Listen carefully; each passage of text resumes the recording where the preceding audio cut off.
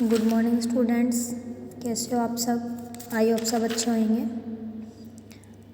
हमने ग्राम सचमिट ऑर्थोगोनलाइजेशन प्रोसेस की थी, उसके बेस्ड पे एक दो क्वेश्चंस हैं। तो उनमें अगर आपको ग्राम सचमिट ऑर्थोगोनलाइजेशन लगाना है तो क्या करोगे, आपको सिर्फ इनर प्रोडक्ट करके दिखानी है कि U1 जैसे U1 U2 U3 अगर तीन वेक्टर गिवन होंगे तो U1 की U2 के साथ IPS 0 होनी चाहिए, U2 की U3 के साथ, U3 की U1 के साथ और खुद के साथ IPS 1 आनी चाहिए। तो ऐसे तीन वेक्टर गिवन होंगे, आप IPS कर सकते हो। इसी बेस पे कुछ और क्वेश्चंस हैं। देखो, let V be a vector space, over field R of polynomials, set of polynomials का वेक्टर स्पेस गिवन है जिसकी डिग्री 2 या 2 से कम है। जैसे कांस्टेंट पोलिनोमियल 1 डिग्री वाले और 2 डिग्री वाले सारे पोलिनोमियल्स का एक कलेक्शन ले लिया, उससे हमने वेक्टर स्पेस बनाया। और IPS उन पोलिनोमियल पे ऐसे डिफाइन है कि -1 से 1 पे उसका इंटीग्रेशन करना है f ऑफ x, मतलब दो पोलिनोमियल के ऊपर अगर आप IPS लगाना चाहते हो तो उनका इंटीग्रेशन कर दो -1 से 1 के बीच में। तो हमें ये बताना है कि ऑर्थोगोनल बेसिस फाइंड करनी है और ग्राम सचमिट ऑर्थोगोनलाइजेशन प्रोसेस से। तो बेसिस कैसे फाइंड की थी, जैसे हमने V1 V2 V3 निकाले थे और हमने एक U1 और V1 कंसिडर किए और वहाँ से आपके पास W1 W2 W3 निकाले हमने और वो आपके पास क्या आ गए थे ऑर्थोगोनल बेसिस। तो सेम वैसे ही करना है। अब देखो, जैसे आपके पास R² होता है तो उसकी बेसिस क्या आती है 1001 स्टैंडर्ड बेसिस अगर नहीं गिवन।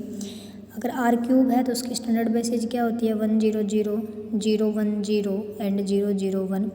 ऐसे ही पोलिनोमियल की भी स्टैंडर्ड बेसिस होती हैं 1x x² x³। अगर 2 डिग्री की है तो 1x x² आएंगे, 3 डिग्री की है तो 1x x² x³।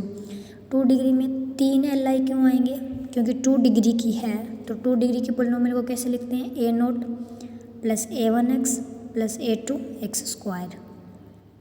तो कितनी फ्री वेरिएबल हुए A0 A1 A2, ठीक है 3। इसका मतलब इसकी डायमेंशन कितनी है 3।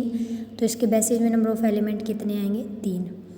ऐसे ही अगर आपके पास 4 डिग्री की पोलिनोमियल है, ये 2 डिग्री की थी 3 डिग्री की है तो x³ तक ये 4 आएंगे। मीन्स Pn अगर पोलिनोमियल है तो उसकी डायमेंशन होती है n+1, ठीक है। तो ये हमने स्टैंडर्ड बेसिस ले ली इस पोलिनोमियल्स की। इनको हम U1 U2 U3 मानते हैं बेसिस को। एक को U1 नाम दे दिया, एक को U2 एक को U3। ग्राम सचमिट लगाएंगे हम। पहले देखेंगे इनके नॉर्म ऑफ U²। तो U1 की U के साथ IPS। और कैसे होते हैं IPS, इसने खुद बताया है कि -1 से लेके 1 तक इसका इंटीग्रेशन कर दो, ठीक है। ऐसे U2 निकालेंगे U3 निकालेंगे, ये तो सिर्फ सिंपल इंटीग्रेशन है। फिर क्या करते हैं ग्राम सचमिट में, आगे प्रोसेस है कि U1 को तो V1 मानो और V2 को क्या मानो U2 में से माइनस कर दो U2 की V1 के साथ IPS। तो U2 की वैल्यू पुट कर दो, U2 कितना है हमारा x माइनस, यहाँ से देखो U2 की V1 के साथ IPS करनी है और साथ में V1 की वैल्यू पुट करते हैं, नॉर्म ऑफ V1 करना है। तो जब आप इन दोनों को सोल्व करोगे तो आपके पास ये आ जाएगा -1/2 और -1 से 1 x × 1 का इंटीग्रेशन। और यहाँ से आपके पास V2 और U2 दोनों इक्वल आएंगे। ऐसे आप V3 करोगे तो इनके साथ IPS आ जाएगी जैसे ग्राम सचमिट में आई थी, ठीक है। तीनों निकाल लिए। यहाँ से हमने V1 V2 V3 की वैल्यू निकाली in term of U1 U2 या x में।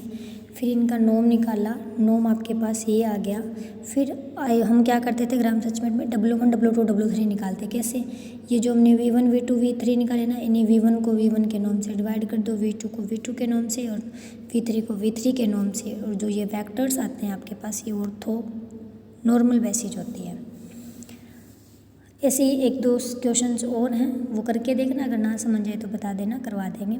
थ्योरम देखो आगे, let V be a finite dimensional inner product space and W be a subspace of V, then V W और W orthogonal का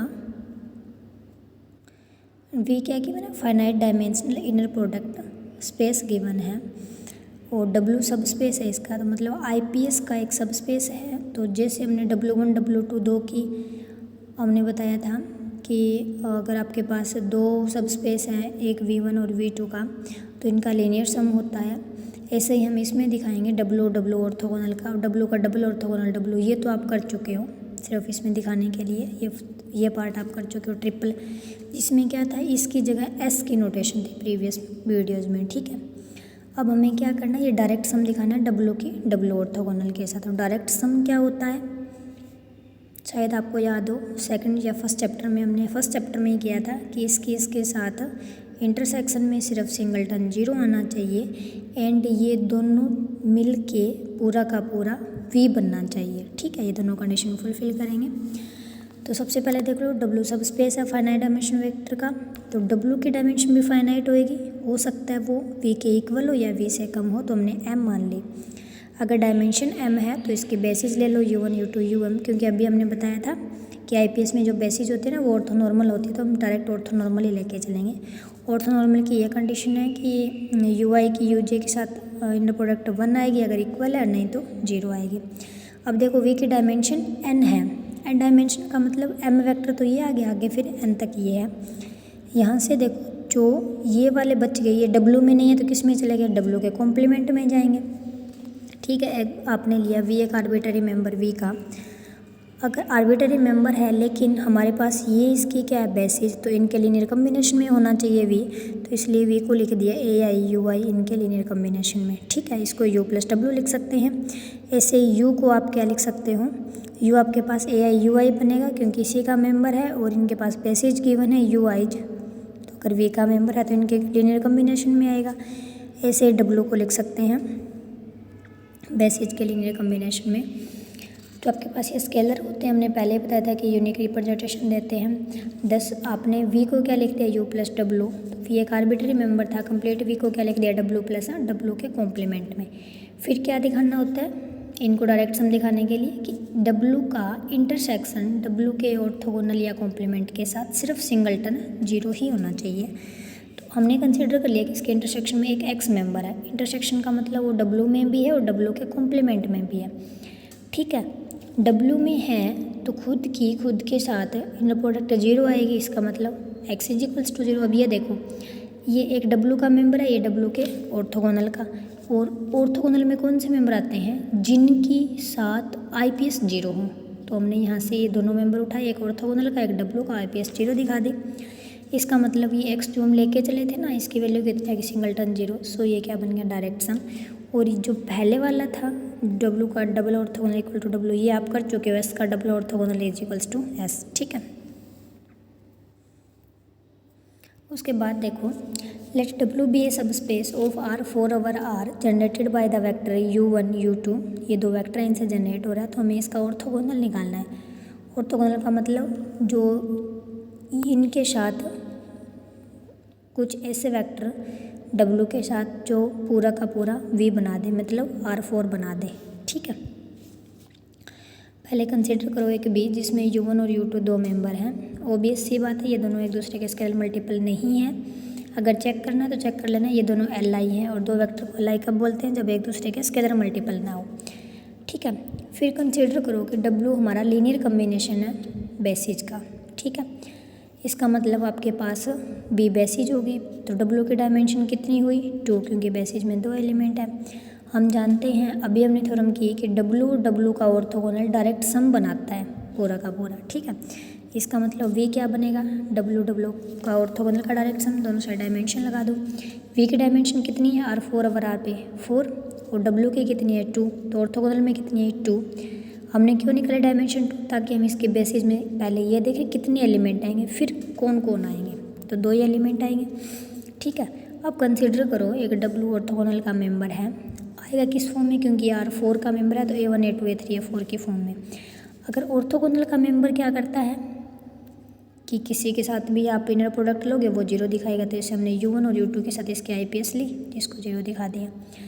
ये क्या था A1 A2 A3 A4 के आईपीएस इसके साथ कैसे लगते हैं, जैसे इसका क्लोजर ये है जेट इज, तो A1 into 1 plus A2 into 2 का क्लोजर जो 2 A2 बनेगा, ये रियल नंबर है तो क्लोजर पे इफेक्ट ही नहीं पड़ता, सिर्फ दोनों की मल्टीप्लाई कर दो, ठीक है। तो यहाँ से आपके पास देखो वेरिएबल तो हो गए 4, इक्वेशन कितनी है 2, तो ऑब्वियस सी बात है एक या दो वेरिएबल आपको खुद से कंसीडर करना पड़ेंगे, तो हमने A1 और A4 कंसीडर कर लिए। आपकी मर्जी A2 A3 लेना, जो मर्जी ले लेना, एक वेक्टर आ जाएगा यहाँ से। ये वेक्टर आने के बाद आपके पास एक W आ गया, तो बेसिस में क्या करेंगे पहले वाला वेक्टर ले लेंगे, दो फ्री वेरिएबल आएंगे A4 और A1, आपकी मर्जी है जो मर्जी वैल्यू ले लेना उनकी, 0 1 0 0 दोनों नहीं ले सकते, चाहे 0 1 ले लेना, 0 2 0 3, दो चॉइस में लेंगे और दो ही हम दिखाते हैं इसकी बेसिस में नंबर ऑफ एलिमेंट। दो ही क्यों है, क्योंकि हमने पहले बताया इसके डायमेंशन में 2 एलिमेंट है। ठीक है।